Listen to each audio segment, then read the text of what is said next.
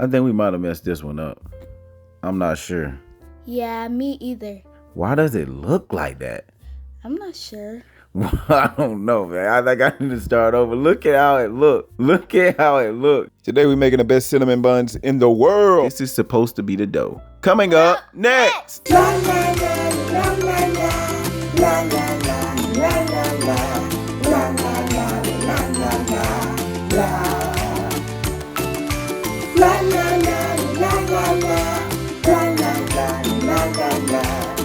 la la la la la la.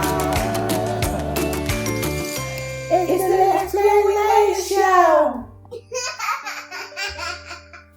All right, let's jump right into it. So we had to do the dough over. We sure did. Yeah, we had to do it over because I was fighting for my life with this dough. I think you lost. Of course you think I lost. So now that the new batch of dough has been created, we're going to sprinkle some flour down so that we can roll it flat so we can start the cinnamon buns process. But if you want to see what our new batch of dough look like, check it out right here. Now for full transparency, I had to bring in reinforcements for this dough. I can't take any credit for this. My wife came in and saved the day, but look at that dough go. Look at it go. Best thing that I like about the dough that my wife helped us with is it looked like dough. So with that, we appreciate you. Thanks for the assistance. Thank you, Mommy. Back to the dough. All right, so you're going to take your dough out. You're going to lay it on your surface that's already pre-floured. Then there's only one thing left to do. What's that? And you know what that is. Lay's doing a good job rolling it out because you want to make sure that it's evenly all across. You want the length to be a little longer than the width. You'll see why in a few seconds. And this is what yours should look like with the assistance of Papa, because you know I'm a Rolling Stone.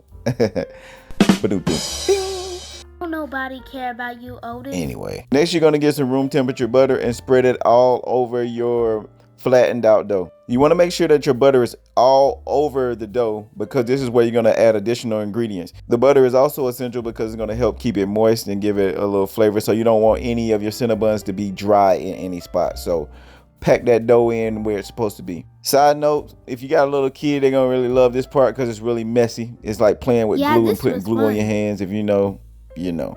Next, you're going to take your cinnamon mixture, which is cinnamon and brown sugar, and you're going to put it all over the dough and butter. I tried to use a sifter just to make sure. Am I saying it right? Sifter? Come on, Dad. It's a sifter. Even I know that. You get it. I tried to use the sifter. Man, I tried. Just a slow process, and then you got to get the little clumps out.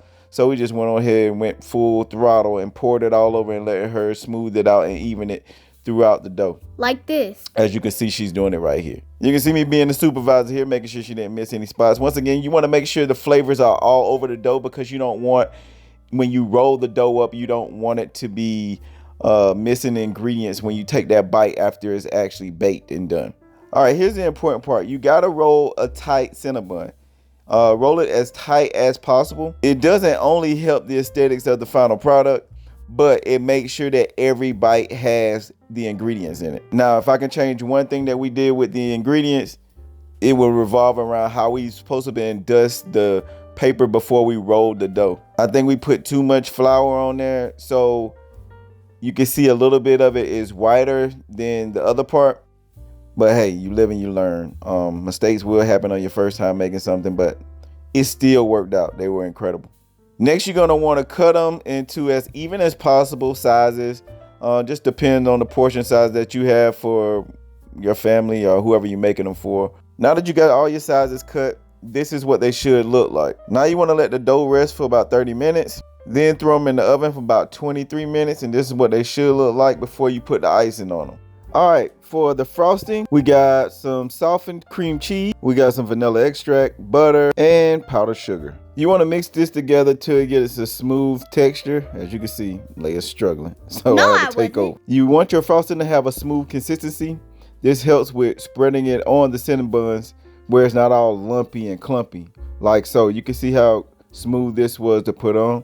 Then I let it rest for a little bit so that not only does the frosting stay on the top of the cinnamon bun, but it also gets in all the crevices of the dough.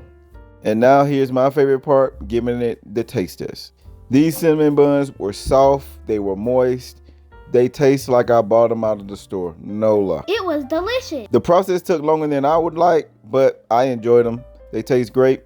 We give them a 10 out of 10. Peace. Peace.